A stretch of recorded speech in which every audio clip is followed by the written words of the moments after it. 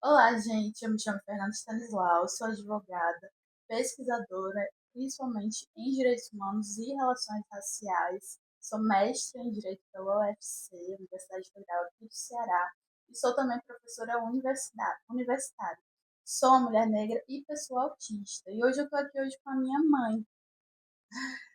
Oi, Fernanda. Olá a todos. Meu nome é Aparecida Stanislau, como ela falou. Eu sou assistente social aposentada, sou psicóloga, sou mestre em antropologia, mãe da Fernanda, do Antônio e da Vitória. E estarei hoje com você nesse bate-papo. Sim, eu chamei a minha mãe porque na semana passada, foi semana passada, né? Sim. Nós todos fomos muito afetados, para além das notícias normais sobre racismo que a gente já recebe todos os dias, a gente também recebeu a notícia de morte de um pesquisador baiano que estava fazendo seu mestrado em psicologia, Manuel Rocha Reis Neto, e eu estava conversando sobre isso com a minha mãe e ela falou o quanto ficou afetada por isso, principalmente por ser também uma mulher negra e também psicóloga, né? Eu até lembrei do caso da morte do juiz Edinaldo César e como isso me afetou porque ele era uma referência para mim enquanto juiz. Eu também estava fazendo concursos para a magistratura na época e ele era uma referência para mim e aquela morte me pegou num lugar muito específico, né? Me afetou num lugar muito específico.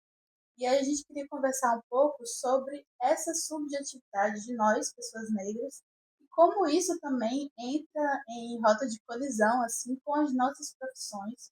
E quando a gente começa a pesquisar sobre esse tema, para além de ser uma ferramenta de liberdade, de autoformação da nossa subjetividade, também traz, querendo ou não, né, mais uma carga para a nossa função, né, uma responsabilidade social que nem sempre a gente vai ter aquele emocional forte, porque nós também somos pessoas negras diretamente afetadas por isso, né, mãe? Sim, e eu gostaria de ressaltar antes que esse lugar aqui que nós estamos falando é a partir de um sofrimento nosso. Eu vou falar a partir do que me afetou, como mulher negra, como psicóloga, como uma pessoa que tem consciência de uma situação estrutural, institucional, que nos atravessa no nosso país, de um racismo, né, que nós encontramos em todas as situações, em todos os lugares que nós estamos.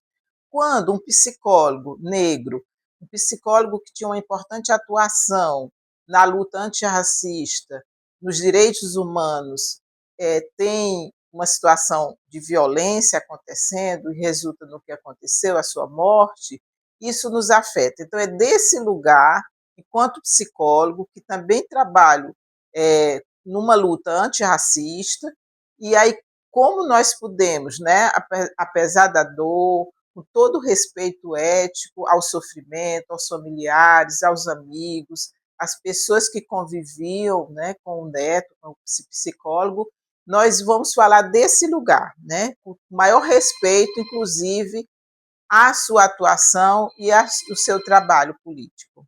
É exatamente isso. E até como uma homenagem, né, já que nem seria ético a gente falar sobre o evento específico da morte dele, mas também como uma forma de homenagem, já que ele era essa pessoa que contribuía de forma ímpar para a nossa luta, para a luta antirracista, e também trazendo essa reflexão e trazendo elementos que possam servir de ferramenta, né, ferramenta política, ferramenta social, mas também ferramenta de bem viver para outras pessoas negras como nós, sejam mais jovens, sejam mais maduras, sejam do direito, sejam da psicologia, né?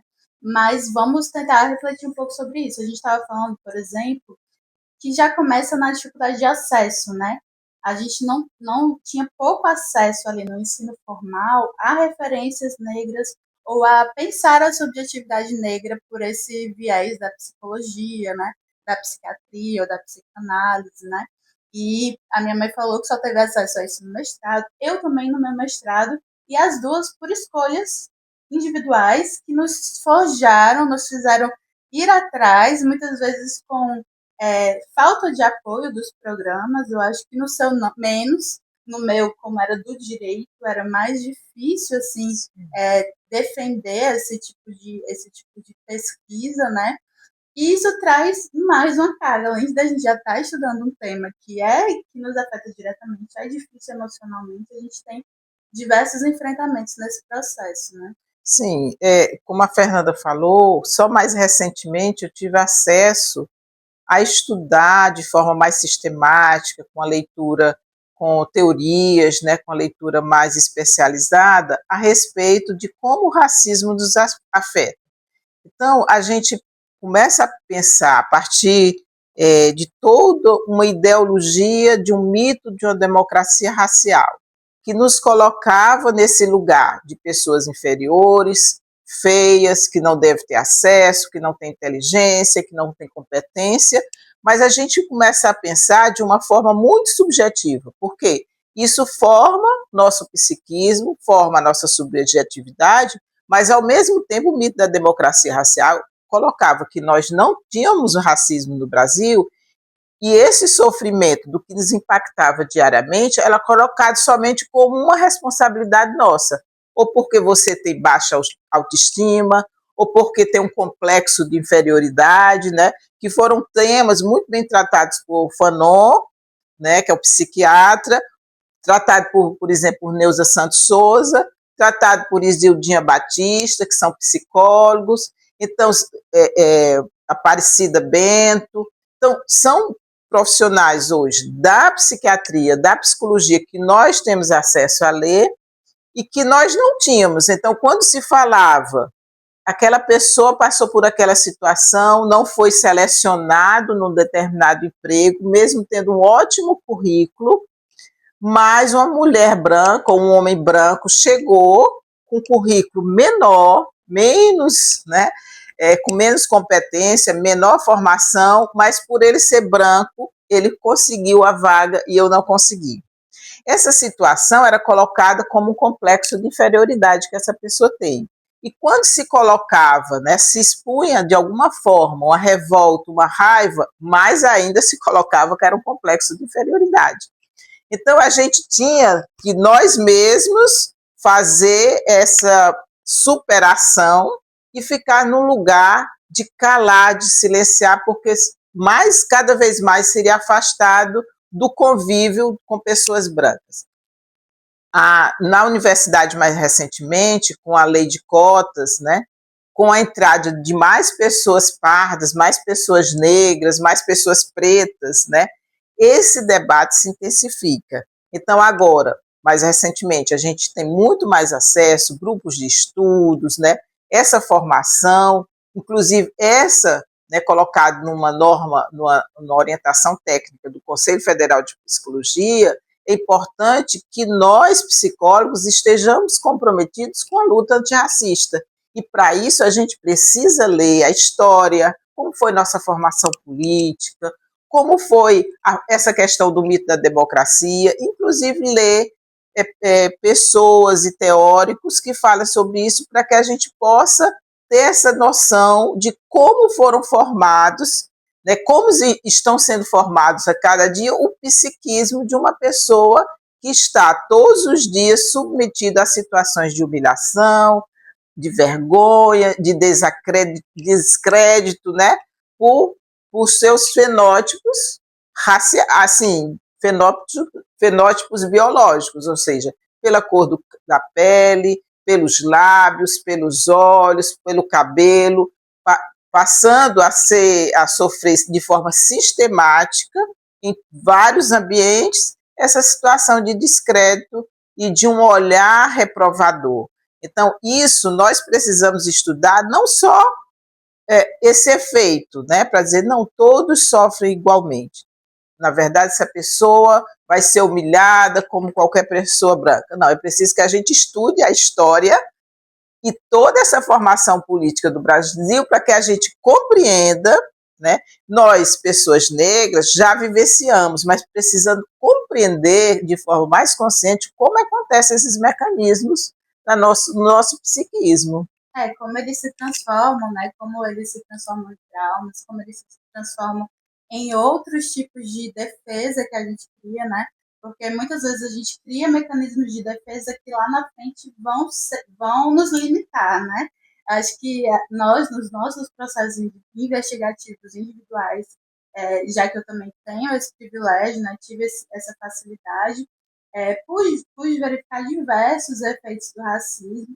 E só que assim, o fato da gente entender, o fato da gente pesquisar sobre isso, não torna necessariamente mais fácil a nossa vivência nessa sociedade racista ainda, né?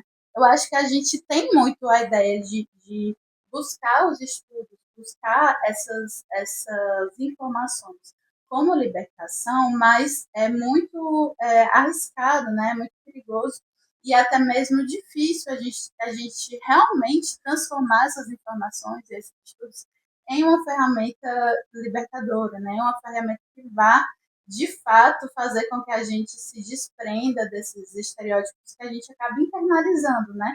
Porque o racismo, ele é isso. Eu acho que, eu sempre falo que o racismo, ele começa operando nas nossas mentes, né? E aí, ele, além de ter esses mecanismos culturais, ele vai lá na ponta terminar com os mecanismos de controle do Estado, né, que vão encarcerar e fazer acontecer aí o genocídio da nossa população negra, né? A maioria hoje da nossa população carcerária é de homens negros e a taxa de suicídio em 2019 e 2022, segundo o Observatório da UFRN, a Federal do Rio Grande do Norte, 82,7% dos óbitos por suicídio no Nordeste ocorreram entre pessoas negras. E aí a gente vê não só a ferramenta da violência estatal, como da violência psíquica, né? Que a gente fala desse auto-ódio, né? O racismo, além de fazer as pessoas, no geral, terem ódio pela população negra, ele faz a gente internalizar esse auto-ódio. E por mais que a gente tenha acesso à informação, esse auto-ódio vai se manifestar de diversas formas. E às vezes ele pode até se manifestar, mãe, assim, eu acho, por exemplo, fazendo com que eu tenha que performar uma excelência para além, porque eu fui subestimada a minha vida inteira. Então, agora que eu sei do meu poder, por exemplo, entendo que isso é efeito do racismo, então agora eu vou provar para eles que eu sou a melhor, né? Assim, falando Sim. supostamente. Mas, não, eu acho que é justamente o contrário. Eu acho que entender a dinâmica do racismo é justamente para eu entender que eu sei o meu valor, independentemente de eu ter que performar isso, e não vai me deixar menos frustrada quando eu ter um reconhecimento menor do que eu achava que deveria, mas também me fez perceber que eu não precisava performar isso e ter essa validação externa. Porque ela não vai vir nessa dinâmica, né? E dois, porque isso está também me matando. Isso é uma ferramenta psíquica, efeito do racismo, que também está me aniquilando, também está me sobrecarregando, né? E isso é algo interno da gente, né? Isso é algo extremamente validado socialmente. As pessoas vão validar aquela pessoa negra que está numa performance excessiva e extremamente sobrecarregada, numa performance exaustiva, até eu diria, sem a gente perceber que estamos presos ainda nessa dinâmica do racismo, Sim. né? Até quando a gente fala aquela coisa de pretos no topo, né? Mas a gente está no topo de uma organização que foi feita para nos matar, assim, né? Que foi feita para nos aniquilar na nossa subjetividade e nos nossos corpos físicos também. Sim, e é importante, Fernanda, saber que quando a gente estuda a história, né, do escravismo no Brasil, né, dessa coisa terrível, né, que foi imposta a milhões e milhões de africanos que vieram aqui ser objeto de trabalho, ser coisa, né, não ser considerado pessoa, essa desumanização total, né, é importante entender esse mecanismos, mas entender qual foi o mecanismo que também colocou que aquela pessoa não podia ter seu nome, não podia ter sua religião, não podia falar sua língua. Enfim, foram vários mecanismos, né, de opressão, e é muito importante a gente entender como ele ainda acontece hoje de forma, digamos, renovada, sofisticada, né, porque a branquitude ela vai se reinventando, né? Então, é muito importante entender essa complexidade. E hoje eu gosto muito de ver a partir de um olhar interseccional, que vai ver a questão do gênero, a questão das classes sociais e de outras questões, como, por exemplo, uma deficiência, né? Outras situações que a gente pode, lugar de origem. que a gente pode colocar, porque é uma grande complexidade, então a gente não vai ver de forma pura, né, como acontece esse mecanismo, mas são várias situações, isso acontece muito com nós mulheres, né, que precisamos provar que temos competência, por exemplo, diante de um grupo ou de instituição marcadamente masculina, a gente precisa, eu vivenciei isso, né, como militar, a gente precisa provar a toda hora que a gente tem competência, tem inteligência e pode tomar decisões. Da mesma forma acontece com nós, pessoas negras, em que a gente precisa dizer que somos mais competentes, porque quando vão nos olhar, vão nos cobrar muita coerência, vão nos cobrar como se tivesse a gente recitando uma tabuada. Quando muitas vezes uma pessoa branca, o que ela fizer, né? E muitas vezes as pessoas brancas não têm consciência dos privilégios que têm, isso é muito importante. A gente tem muita coisa para conversar sobre esse assunto, né? Então a pessoa fala, faz e ninguém avalia, né? Ela não traz a carga de dizer aquela pessoa é pessoa branca. Mas quando uma pessoa negra comete algum erro, faz alguma coisa, ou não faz tão bem feito, aquela pessoa representa todas as pessoas negras que existem no país. Então, olha, ali é coisa de pessoas negras. Então, é como se a gente tivesse com esse rótulo, né, racial o tempo todo a nos cobrar ou de que somos mulheres ou que tomamos decisões porque somos frágeis, não temos capacidade, né, de sustentar determinadas situações, ou então porque não somos inseguros porque somos negras. Então, essa situação também provoca um grande estresse, que é isso que você está dizendo, né? E o nosso movimento hoje é pensar nosso bem viver, né? Pensar que a gente tem, tem uma luta, né? Tem que estar consciente das coisas, tem que ficar entendendo por que determinadas falas, por que determinadas atitudes, né? O lugar que isso nos fere, o lugar que isso nos atinge, né? Quando vemos uma propaganda, quando ouvimos um discurso de um político, quando vimos até determinadas campanhas de publicidade, tem um lugar que nos atinge, nós temos meio que a obrigação de falar, mas a gente tem que, tentar repousar um pouco também nesse lugar e tentar ser feliz, né? Porque também nós temos um legado de resistências. Então, mesmo de celebração. Então, mesmo durante todo esse período de escravidão oficial, né, no Brasil, os povos negros e os povos originários sempre resistiram. Formaram quilombos, né, e até hoje temos os quilombos, formaram regiões, conseguiram compreender outras línguas, conseguiram manter suas tradições religiosas, manter suas tradições culturais, a questão da cozinha, do preparo de alimentos, de contar suas histórias. Então, somos um povo de resistência. Sim. E contar a sua própria história, né? Até quando você fala nisso de olhar para si, para os sinais do corpo, para como você se sente. A gente que é negra, a gente é acostumado desde pequena a estar no modo de hipervigilância, sim, né? E aí, que tal voltar esse olhar dessa vez para essa vigilância dos seus limites, né? Dos seus sentimentos, de como você se sente no meio disso. Não é algo que vai de uma hora para outra a gente vai organizar. E muitas vezes a gente não vai conseguir deixar de estar triste, também faz parte das nossas emoções, mas podem vir a ser coisas que não necessariamente vão nos tirar do eixo de forma tão fácil, né? E eu acho que é isso, eu acho que a gente pode finalizar esse vídeo agora, mas eu acho que tem várias caixinhas que ficaram abertas, né? Sim. E, por favor, comentem, vamos continuar essa conversa também.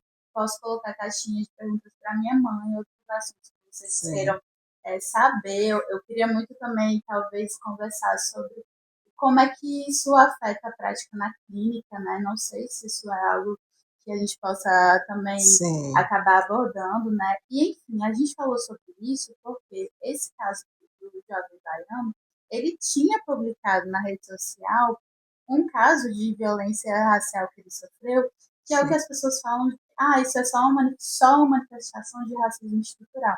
Mas é aquela coisa que a gente sempre conversa sobre o efeito na vítima, né? A gente, foi a maior dificuldade e é a maior dificuldade da responsabilização do racismo no judiciário também. que é justamente não perceber que, por mais que seja uma fala que não tenha aquele racismo tão explícito, mas faz parte de uma cadeia sistemática, né, que se repete desde o momento que a gente nasceu, sempre que a gente sai às ruas, a gente é lembrada desse nosso lugar. Até anotei aqui uma frase, né, que não importa quantos títulos a gente tenha, né, a gente tenha conseguido, a gente ainda é devolvido muitas vezes aquela condição de suspeito, aquela condição de lugar social, né, subjugação. Então, isso é muito forte, né? E agora você falando sobre nosso histórico de resistência, eu acho que é isso, né? A gente, eles combinaram, estão combinando e vão continuar combinando no futuro de nos matar, e a gente precisa continuar combinando de não morrer, Sim. né? E eu queria só complementar rapidinho, né? Como abrimos várias caixinhas, e esse assunto, como eu falei, é de uma grande complexidade, a gente pode falar vários subtemas, como, por exemplo, como a gente se identifica racialmente, né?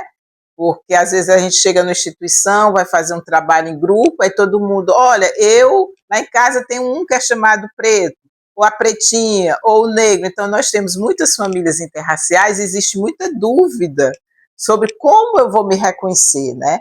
E essa é uma questão muito importante, porque muitas pessoas que chegam a gente com sofrimento, elas começaram a sofrer racismo, um olhar diferente, uma crítica de uma avó, uma crítica de uma tia sobre o cabelo, seu cabelo é feio, a boca é feia, enfim, e esse sofrimento começa na infância, depois continua na escola, no local de trabalho.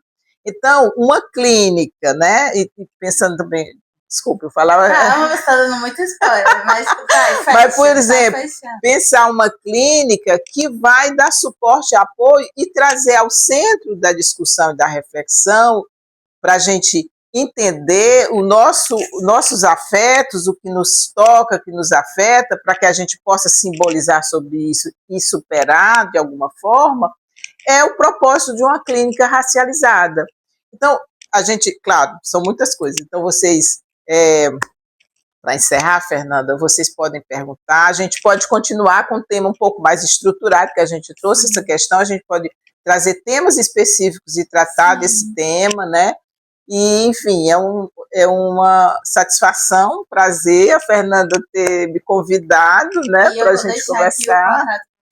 Ela é uma psicóloga clínica, ela está atendendo presencialmente e online, né? Sim, eu sou psicóloga clínica junguiana, com abordagem também da neuropsicologia, atendo online, atendo presencial. E é isso, curte, jovens e adultos. Curte, comenta, compartilha. E eu também tenho um e-book disponível sobre atendimento de grupo humanizado. Tchau, gente. Muito obrigada.